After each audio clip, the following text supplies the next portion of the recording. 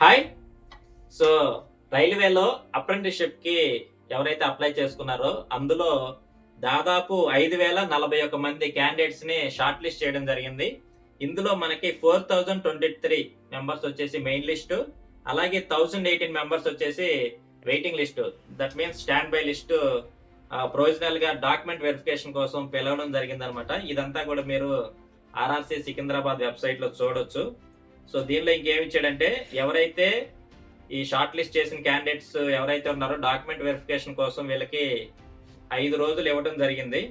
అందులో ఏప్రిల్ 28, 29, 30 అలాగే మే 1వ తారీఖు, 2వ తారీఖు ఇలా 5 రోజుల్లో ఈ డాక్యుమెంట్ వెరిఫికేషన్ అన్నది మనకి సికింద్రాబాదు, హైదరాబాదు, విజయవాడ, గుంటూరు, గుంతకల్, నాందేడ్ ఈ రెస్పెక్టివ్ డేట్స్ అంటే సెలెక్ట్ అయిన లిస్ట్ మీరు ఓపెన్ చేస్తే అక్కడ మీకు ఏ డేట్లో అలాగే మీకు డాక్యుమెంట్ వెరిఫికేషన్ ఎక్కడ జరుగుతుంది అంటే ఏ సెంటర్లో జరుగుతుంది అన్నది కూడా ఇవ్వడం జరిగింది అనమాట. ఒకసారి చెక్ చేసుకోండి. అలాగే ట్రేడ్ వైజ్ కట్ ఆఫ్ ఎంత అన్నది కూడా ఇచ్చాడు. The details of venue and time of document verification will be intimated in the e call which will be made available for downloading 3 days before the date of document verification. ఈ document verification కోసం 3 రోజుల ముందు మీకు ఈ call letter అన్నది డౌన్లోడ్కి వస్తుంది. So అది download చేసుకుంటే దాంట్లోనే మీకు డాక్యుమెంట్ వెరిఫికేషన్ సంబంధించిన ప్లేసు, టైము, డీటెయిల్స్ అన్ని ఇవ్వడం జరుగుతుంది అనమాట. All the candidates are required to produce the following original certificates or documents along with 2 sets of self attested photo copies in support of your candidature. అంటే ఇవన్నీ కూడా original documents తో పాటు 2 సెట్ల సెల్ఫ్ అటెస్టెడ్ కాపీస్ అంటే మీరు sign చేసిన copies తీసుకునేలండి. అవసరమైతే 3 సెట్లు 4 సెట్లు కూడా తీసుకెళ్ళండి, ఇబ్బంది పడకుండా అక్కడ. సో ఈ డాక్యుమెంట్ వెరిఫికేషన్ కి వెళ్ళినప్పుడు మీరు ఏమేమి తీసుకెళ్లాలని చెప్పి ఇక్కడ కొన్ని గైడ్ లైన్స్ ఇవ్వడం జరిగింది. సో ఇందులో చూసినట్లయితే మనకి 10th క్లాస్ సర్టిఫికేట్, సో మీ 10th క్లాస్ మార్క్ లిస్ట్ ఏదైతే ఉందో ఎస్ఎస్సి సర్టిఫికేట్ అది తీసుకుని వెళ్ళాలి. అలాగే relevant ITI trade certificate along with marks memorandum. So me ITI trade certificate ఏదైతే ఉందో అది తీసుకుని వెళ్ళండి.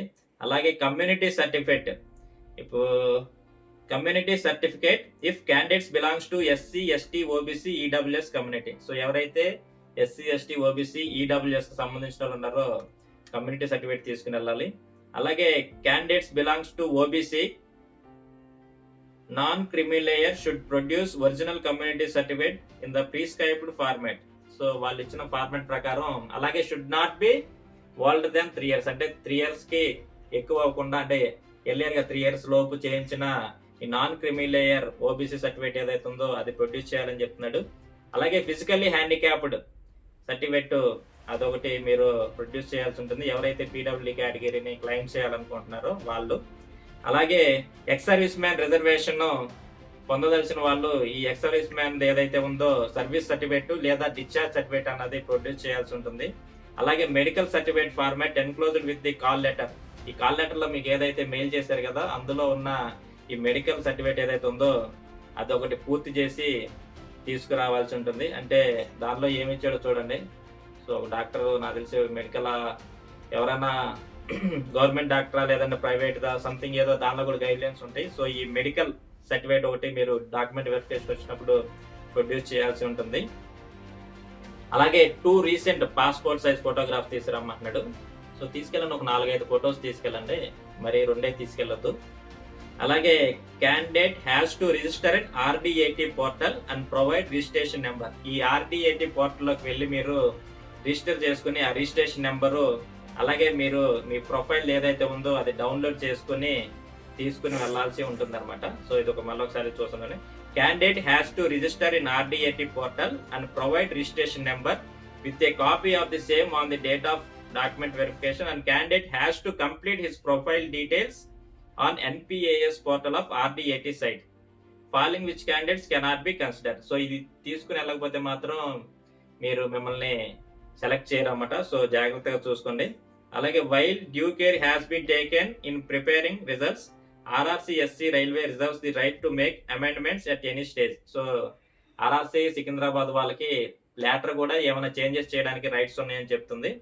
Candidates are requested to keep visiting web page of Railway Recruitment Cell Secunderabad in South Central Railway website on scr.indianrailways.gov.in. So దీనిలోకి వెళ్ళి మీరు RRC SC దగ్గరికి వెళ్ళి ఫర్దర్గా ఏదైనా ఇన్ఫర్మేషన్ కావాలంటే చూడొచ్చు అని చెప్పడం జరుగుతుంది. సో ఇక్కడ చూసినట్టయితే కింద లిస్ట్ ఇచ్చాడు కదా 5041 మెంబర్స్.